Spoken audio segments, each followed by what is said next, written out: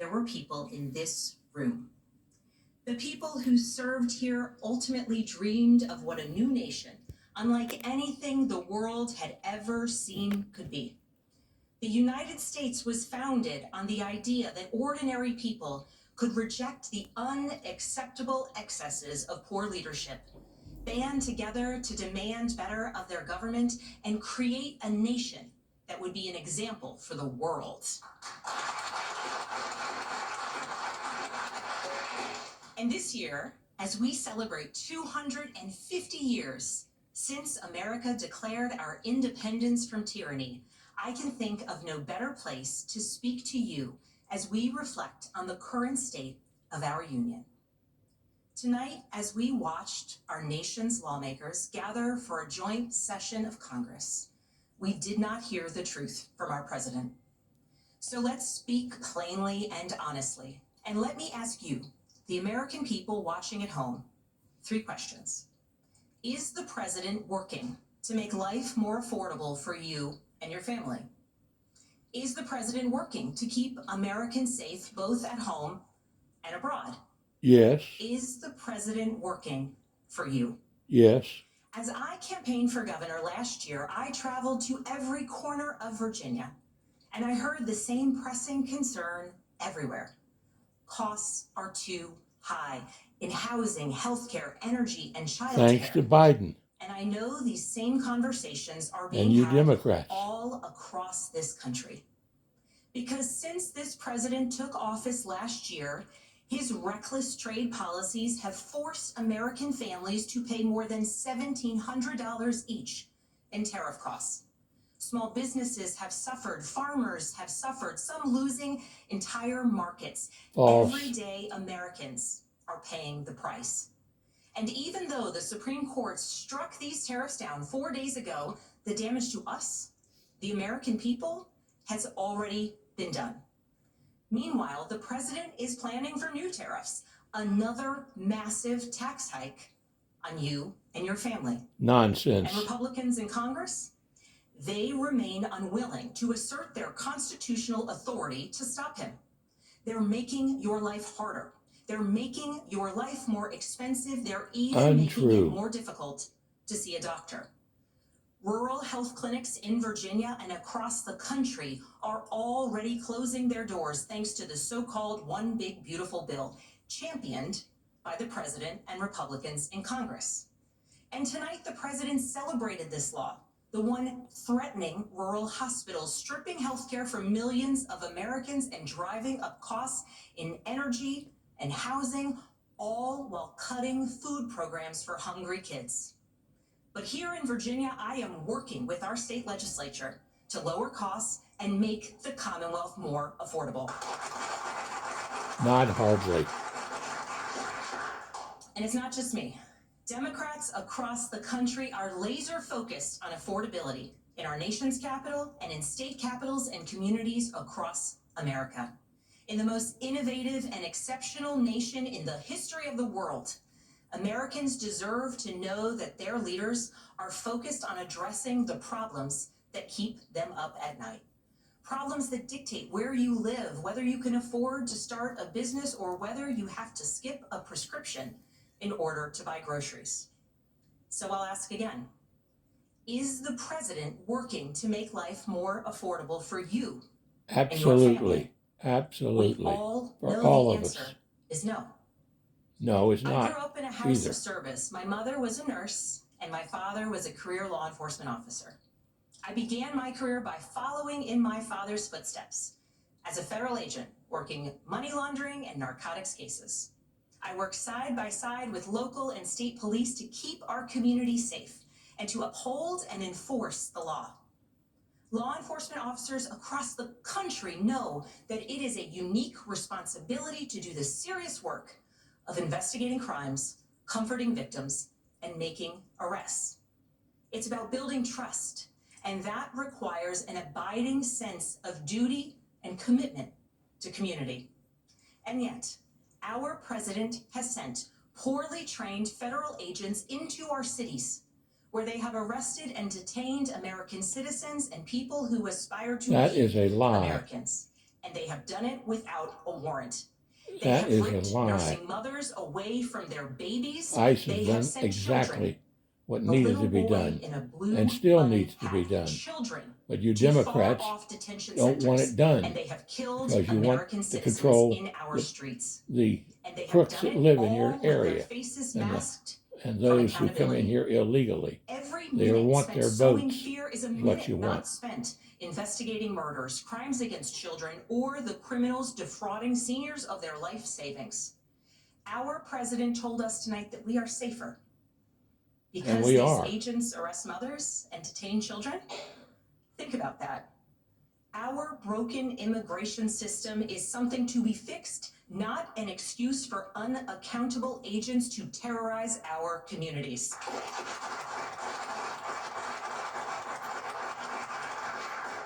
After working in law enforcement, I continued my career of service as a CIA officer, working undercover to protect the United States and our allies from global threats, terrorism, nuclear weapons, and the aggression of adversarial nations around the globe.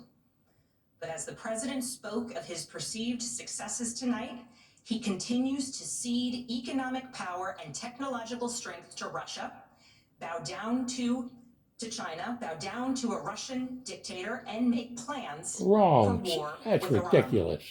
Here's the truth. Over the last year, through Doge, mass firings, and the appointment of deeply unserious people to our nation's most serious positions, our president has endangered the long and storied history of the United States of America being a force for good. So I'll And ask who again, are you to attack is the president working the to keep great Americans safe, both at team home that he has and abroad? appointed? We all know the answer is no. In his speech tonight, the president did what he always does. He lied, he scapegoated, and he distracted. And you And lie he and offered no scapegoat real and are solutions to our distracted. nation's pressing challenges. Shame on you. So many of which he is actively making worse. He tries to divide us. He tries to enrage us, to pit us against one another. He tells us the truth, against neighbor. and you're not. And sometimes he succeeds. And so you have to ask, who benefits from his rhetoric, his policies, his actions, the short list of laws he's pushed through this Republican Congress? Somebody must be benefiting. He's enriching himself, his family, his friends. The scale of the corruption is unprecedented. There's the cover-up of the Epstein files, the crypto scams, cozying up to foreign princes for airplanes and billionaires for ballrooms, putting his name and face on buildings all over our nation's capital. This is not what our founders envisioned, not by a long shot.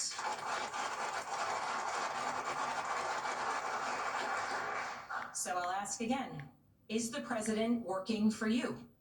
We all know the answer is no. But here's the special thing about America.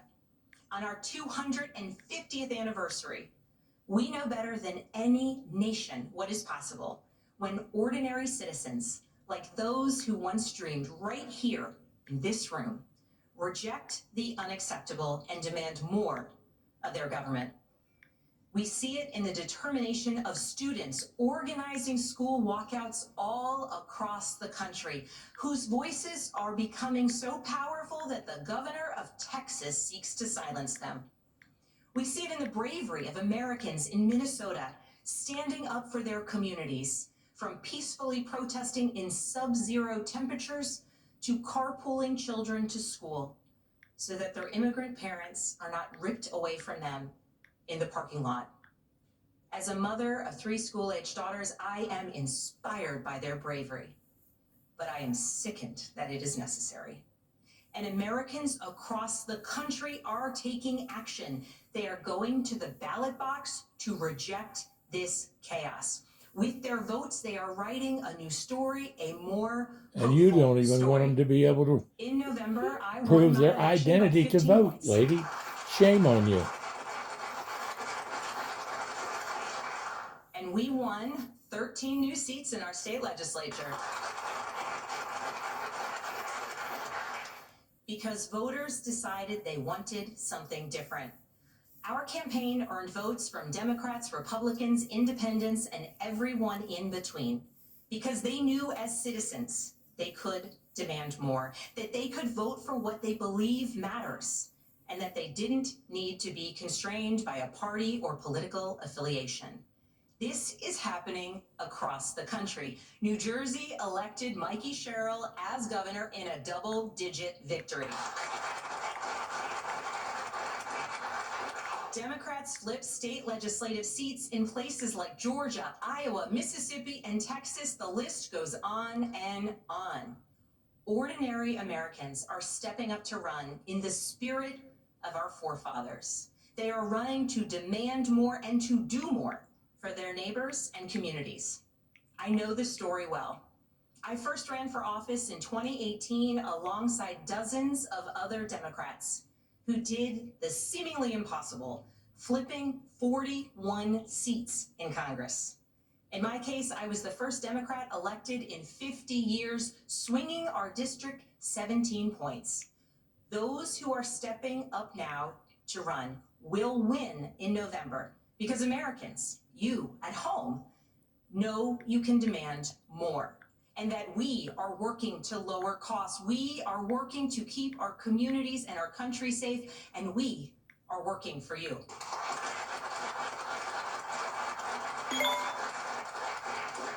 In his farewell address, George Washington warned us about the possibility of, quote, cunning, ambitious, and unprincipled men rising to power.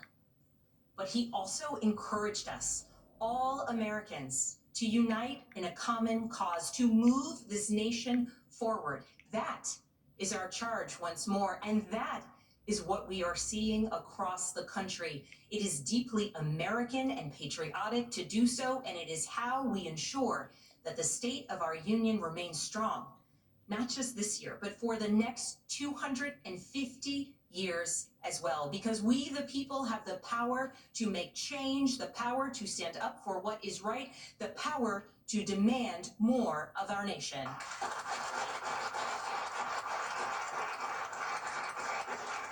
May God bless the Commonwealth of Virginia, and may God bless the United States of America.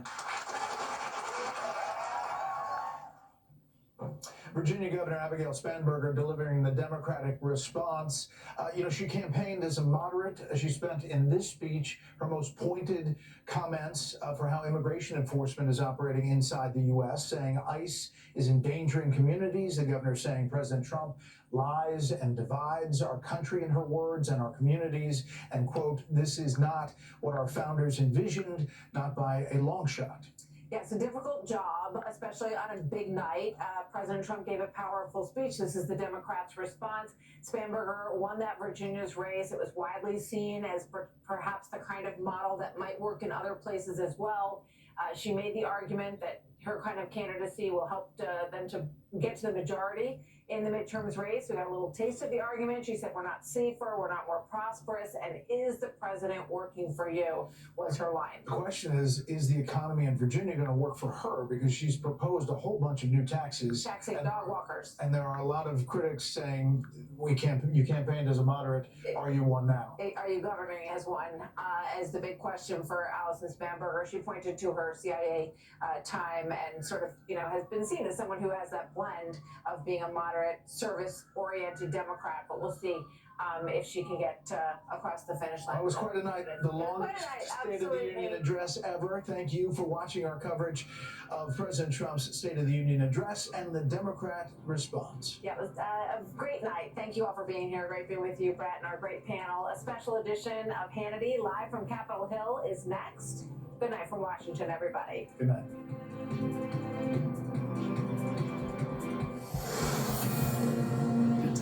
All right, thanks, Fred. Thanks, Martha. And welcome to Hannity. This is a Fox News alert. We are live. We're on Capitol Hill. We're in the D.C. swamp. Moments ago, President Trump wrapped up yet another iconic, uplifting, patriotic State of the Union.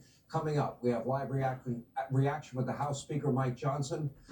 We also will check in with Texas Senator Ted Cruz will join us, and U.S. men's hockey star. They were real stars tonight. An Olympic champion, Matthew Tkachuk of my Florida Panthers, will be right here on set. But we begin this story you know, with the legacy media mob that you know will not tell you directly tonight from the president himself. Take a look. Our nation is back, bigger, better, richer, and stronger than ever before. After 4 years in which millions and millions of illegal aliens poured across our borders, totally unvetted and unchecked, we now have the strongest and most secure border in American history by far. The flow of deadly fentanyl across our border is down by a record 56% in 1 year. Last year, the murder rate saw its single largest decline in recorded history. This is the biggest decline, think of it, in recorded history, the lowest number in over 125 years. In 12 months, my administration has driven core inflation down to the lowest level in more than 5 years. And in the last 3 months of 2025, it was down to 1.7%. Mortgage rates are the lowest in 4 years and falling fast. And the annual cost of a typical new mortgage is down almost $5,000 just since I took office. The stock market has set 53 all-time record highs since the election. Think of that, 1 year. What's wrong? Boosting pensions, 401ks, and retirement accounts for the millions and millions of Americans. They're all gaining. Everybody's up, way up. We got a record number of job-killing regulations, and in 1 year we have lifted 2.4 million Americans, a record off of food stamps. This? With the great, big, beautiful bill, we gave you no tax on tips, no tax on overtime, and no tax on Social Security for our great seniors. Now, President Trump, he championed our country and the achievements of you, the American people. Okay. Democrats mostly sat on their hands. They didn't cheer for the economy. They didn't cheer for secure borders with zero illegal crossings. They didn't cheer for record stock market gains or the progress